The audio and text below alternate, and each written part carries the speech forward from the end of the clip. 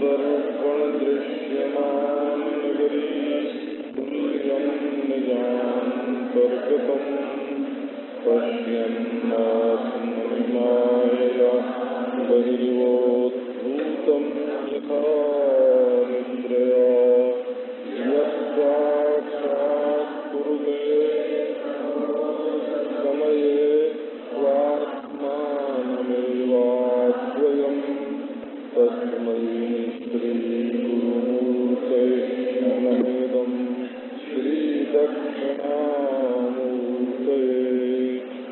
दूर्वातलद्युतितनुं करुणाब्जनेत्रम् हेमाम्बरं वरविभूषणभूषणाङ्गम् कन्दर्पकोटिकमनीयकिशोरमूर्तिः पूज्यं भज जानकीहम्। ॐ शान्ति शान्ति शान्तिः।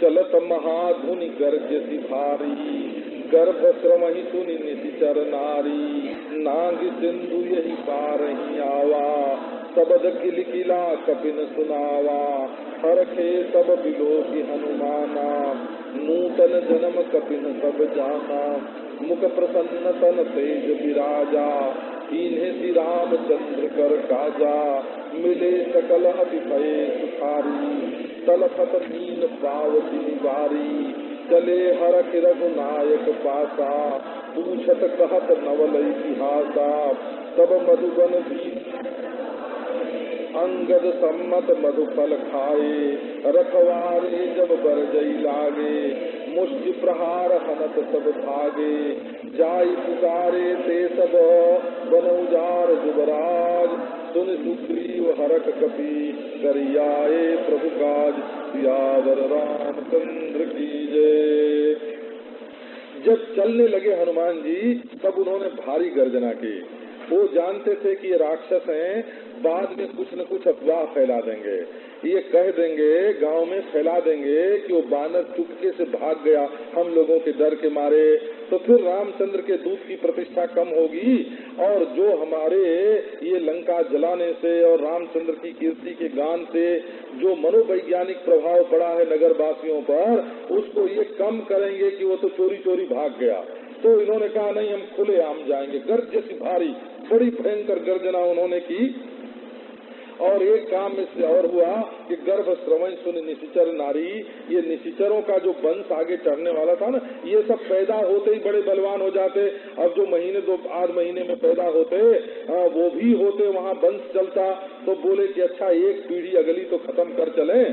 सो गर्भ श्रवण सुनी निशिचर नारी, गर्भ में जो बच्चे आए थे ना वो भी गए। आगे चल करके मंदोदरी ने वर्णन किया है, रावण को समझाया है कि स्वामी हनुमान जी की करनी की जब याद करती हैं लंका की औरतें तब उनका गर्भ गिर जाता है। ऐसा आगे चल करके वर्णन आया है। इतना भयंकर दृश्य उपस्थित कर दिया था हनुमान जी ने वहाँ। तो जब जानकी जी के पास जा रहे थे लंका में रावण की ओर, तब तो हनुमान जी के मार्ग में बहुत विघ्न आए हो और उनको पार करना पड़ा। लेकिन जब रामचंद्र की ओर चले न गवन राम पहिकीन, जब रामचंद्र की ओर चले तो कोई विघ्न नहीं, झट समुद्र को नांगी।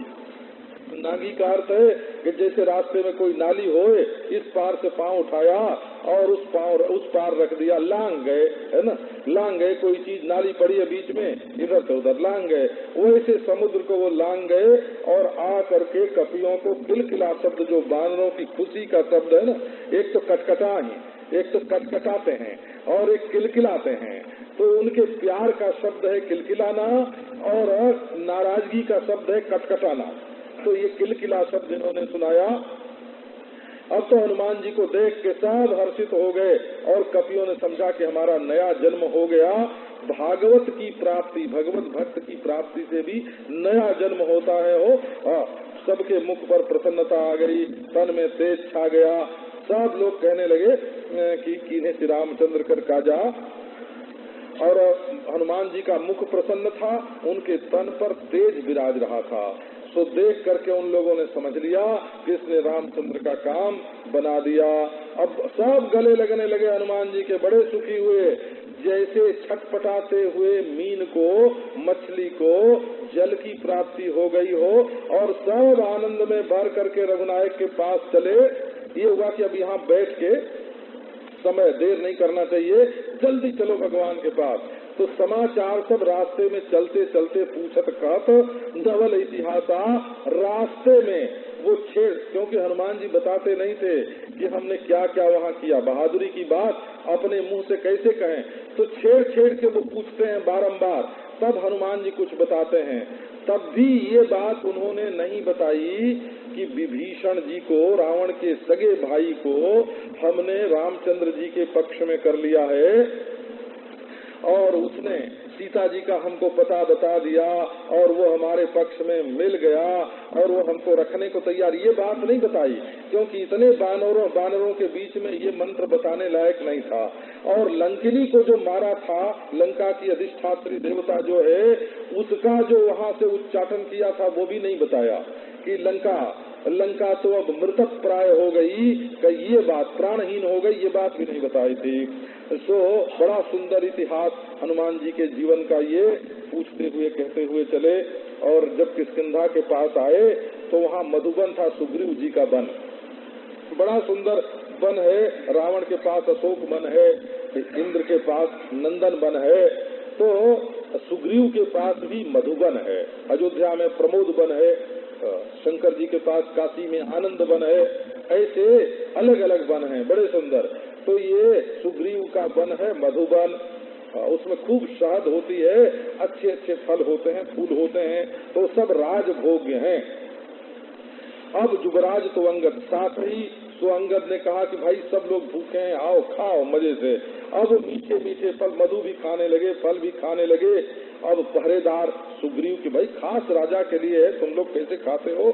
जब बरजने लगे तो उन्हें तो महाराज जूता मार मार के वहाँ से भगा दिया, सब वहाँ से भगे।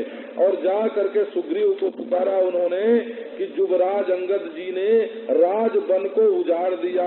अब सुन के सुग्रीव जी को गुस्सा नहीं आया, बड़े खुश हुए, बोले करी आए प्रभु काज, ये भगवान का काम करके आए, तब इस तरह से खुश हो रहे हैं।